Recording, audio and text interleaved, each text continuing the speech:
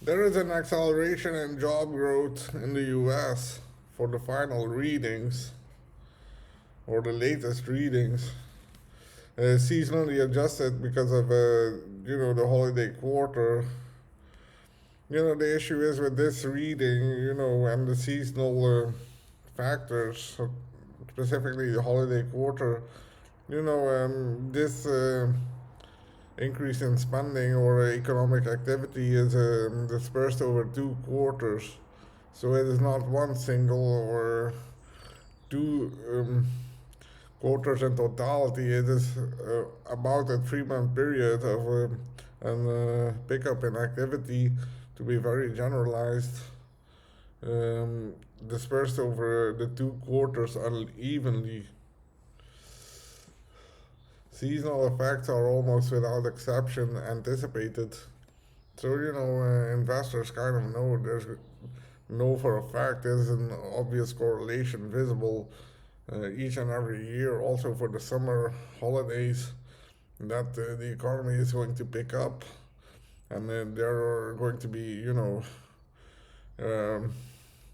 outperformances within investment opportunities. So that's kind of a tough one, but you cannot exclude the fact that there are still uncovered opportunities within that uptick in economic activity during the holiday season.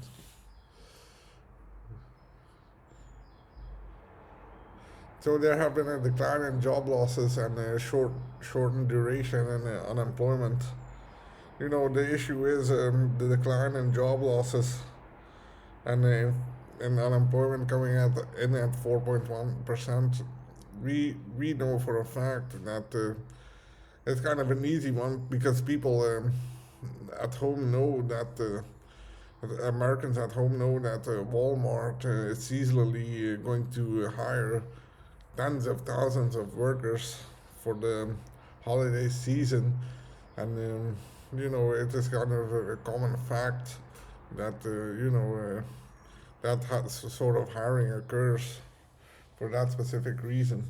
So what we were talking about was the decline in job losses and the shortened duration of unemployment.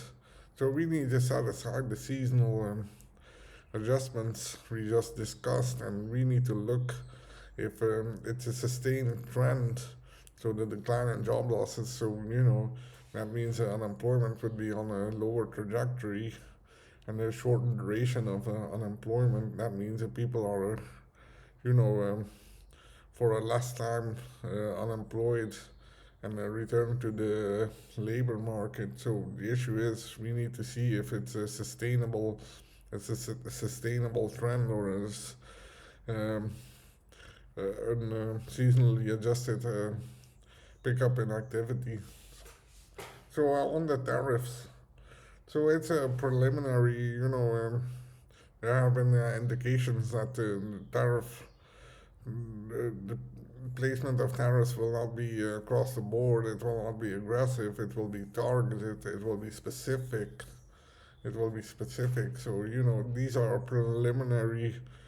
um, preliminary bits of information. So everything is still unclear and uncertain. Uncertainty remains. But in that accordance, Goldman Sachs indicated an increase of inflation attributed to tariffs of 0.4% year over year.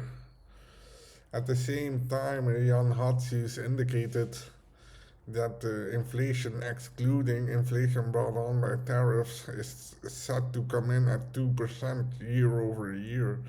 So, the 2% range is actually the Federal Reserve's, you know, preset range.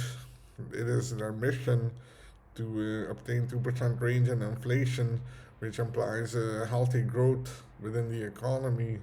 So if you combine the estimate of 2% excluding tariffs, and if you include tariffs at 0.4%, that means during a period of implementation of tariffs, That means inflation is set to come in at 2.4% range. I can assure you these estimates tend to be very, very accurate.